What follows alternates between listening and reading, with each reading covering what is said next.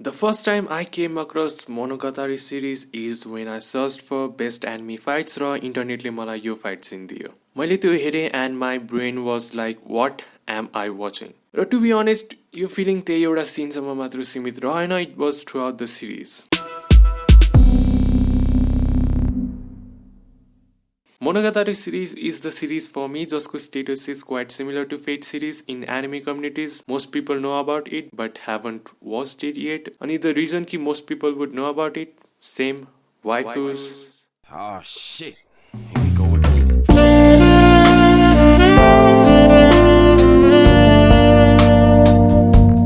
Fate को कुरा गर्दा त रमाइलको लागि भनेको थिएँ, हुन त केही हदसम्म साँच्चै हो।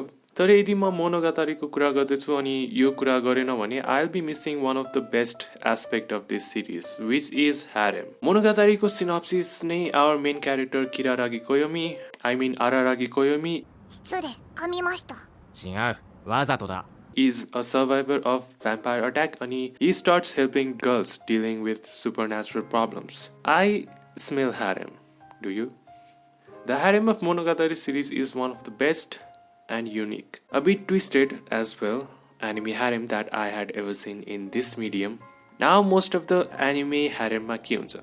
There will be one main character, mostly male, and a lot of different female characters and all of them with best girl potentials. Audience ले आफ्नो आफ्नो best girl लिने team बनाउने अनि सुरु हुन्छ harem premier league. लास्टमा जसले जित्छ will win the trophy, that is main character, अनि spam on the internet saying best girl won. Monogatari ले totally different approach लिन्छ. Before the league even starts, Monogatari ends it. Right. One of the best girls, Senjugahara ले series सुरु हुने केही episodes मै proposes to main character Araragi 失礼、噛みました。違う。わざとだ。 and they start dating. So leak सुरु हुन नपाउँदै सकिन्छ. So basically जुन चीजले harem एनिमीलाई चलाउँछ मोनोगातारीले त्यसलाई फर्स्टमै एलिमिनेट गरिदिन्छ.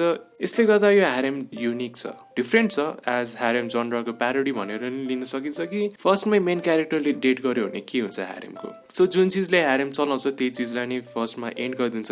त्यही नै मोनोगातारीको harem still goes on because of these relationships that Araragi 失礼、噛みました。違う。わざとだ。 has with other girls, which is pretty hard to explain but still makes sense. I don't know why though. Twisted. So यतिले नै idea हुन्छ कि the mind behind this series कत्रो short हो भन्ने, and he definitely is. Light novel, or should I say Japanese literature के दुनियाको pure genius and one of the most respected individuals, Nishio Ishin. If you know this guy, then how he does insane wordplays, characterहरूलाई play गर्ने, स्टोरीको एलिमेन्ट्सहरूसँग play गर्ने, अझ अडियन्सको दिमागसँग नै play गर्ने, and his insane skills, यो सब मैले भनिराख्नु पर्दैन नि होला. अहिलेको एक्जाम्पलमै देख्न सकिन्छ how he played with whole structure of the genre just like that. Just shows Nishio Ishinको inhuman skills. At some point also discuss the things that aren't that much complicated made to seem so much complicated. Monogatari for you, which makes this series hard to digest, eventually making this series hard to get into. Monogatari series ma involved हुनु challenge हो र if you're not committed enough, you might never even know how to. Nishio Ishin shows his phenomenal skills in literature and language as well, which I as a non-Japanese speaker may not know, तर केही anime हेरेर केही fractions of knowledge in Japanese language that I gained gives me feeling कि यहाँ insane wordplay त भइरहेछ. This is the series which made me want to learn Japanese, जुन चाहिँ मैले गरेन of course, just to enjoy it. अनि if यदि फ्युचरमा मैले by chance Japanese सिकेँ भने one of the main reasons would be to enjoy this series to the fullest, because I want to enjoy this series to the fullest. अब wordplay कै कुरा गर्दा टाइटलको पनि कुरा गरौँ, because यहाँ पनि त्यो छोडेको छैन. Well, Monogatari means tales, stories. So this series is a collection of many stories. अनि different stories or part को title picking को नि कुरा गरौँ, like Bakemonogatari, Tale of Bakemono, that is monsters. Nisei Monogatari, Tale of Fake. Neko Monogatari, Tale of Cat. Katanagatari, Tale of Katana, जसको Monogatari series सँग कुनै relation छैन except same author, and many more, which seems simple but yet very clever. र हरेक tale or part भनौँ deals with different character र throughout the Monogatari every character ले आफ्नो depth र development पाउँछ, and as the story progresses सबै characters को एक अर्कासँग connection हुँदै जान्छ, obviously main characters सँग पनि, with oddities or apparitions as catalyst. अब अडिटिज भन्नाले सुपरनेचुरल एन्टिटिज लाइक हाम्रोमा नि एउटा सुपरनेचुरल छ नि लाइक कालो बिरालोले बाटो काट्यो भने ब्याड लक हुन्छ भने यही चिजलाई सुपरनेचुरल पर्सपेक्टिभबाट हेऱ्यो भने black cat is an oddity which is the symbol of bad luck र यो अडिटीले तिमीलाई तब इफेक्ट गर्छ जब तिमी कालो बिरालोले काटेको बाटोमा हिँड्छौ।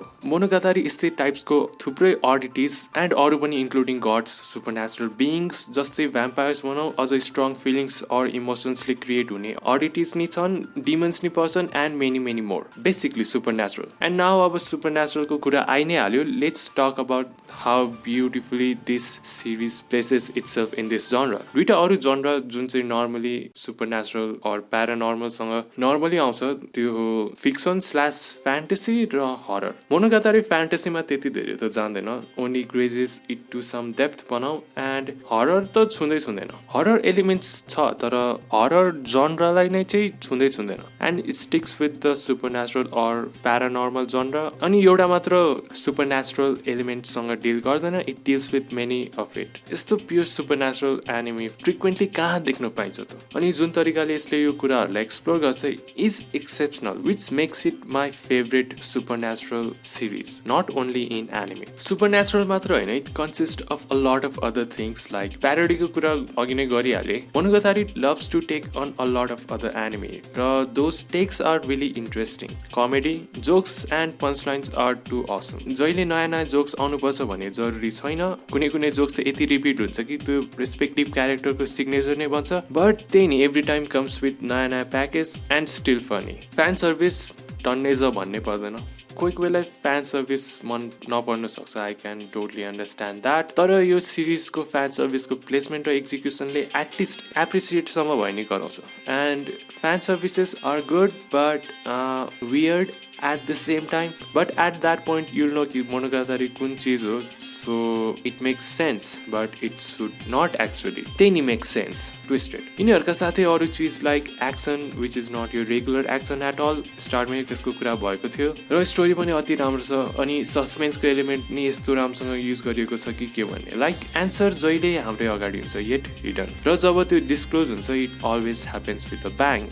And all of that is just awesome. मतलब it contains so many things that there is something for everyone with different taste yet still all of them are so different from what we're used to which contrasts this series from all other anime in a way कि you think यस्तो series त यही मात्र हुन सक्छ र यो फेरि बनाउन सक्दैन। Now while talking about what it consists of and how it is different let's talk about the composition of the series and the majority of series is composed by dialogues and conversations almost 80% is conversations मात्र होला अनि it is what this series is made of अनि conversations are too interesting and overwhelming the way they express their philosophy and feelings through dialogues and monologues is phenomenal। यस्तो लाग्छ कि क्रिएटर्सले क्यारेक्टर्सहरूको whole brain नै प्रेजेन्ट गरेर हाम्रो अगाडि राखिदिएको होस् through dialogues and monologues. Character development story progression सब डायलग्सले गर्छ इभन फाइट्समा नि हेर्दा they is just exchanging blows but cross भइरहेको हुन्छ फिलोसफी कन्भिक्सन र stubbornness.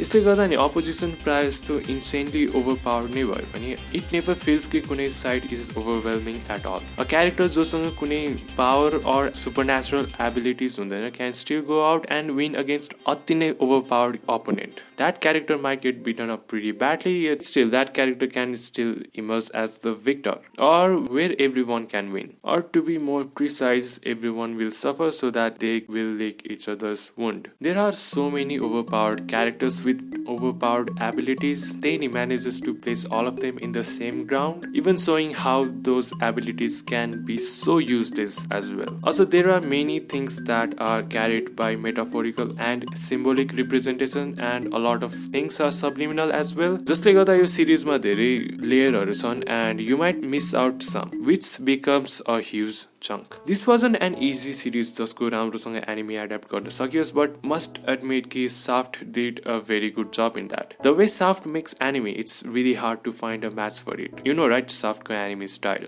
the world of colorful shapes तर Monogatari was perfect match for Shaft। Anime मात्र होइन for illustration for fun was also a very good match for this somehow मलाई त Trinity नै भने जस्तो लाग्यो। यो त देख्न सकिन्छ कि Shaft adapted this series with a lot of admiration for this work। Every scene is presented in the best way possible, and also adding elements जसले presentation झन् खतरा बनाइदिन्छ. Shaft achieved new heights of filmmaking with exceptionally good cinematography. I feel cinematography of Monogatari is the gem of this anime. Shaft made this anime with so much creativity, love and respect ki this overly complicated and twisted Monogatari in colorful world of Shaft was an amazing experience for me. This is not your regular anime. It's unique, it's different, it's bizarre, it's complicated. झन् uncomplicated चिजलाई त अति नै complicated way मा present गरिएको छ. It's weird, of course.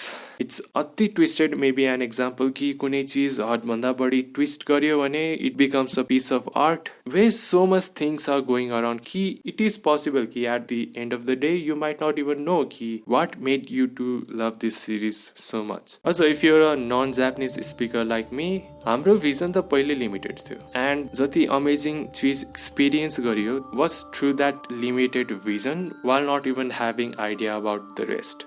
See you in the next video. Till then, I'm signing off.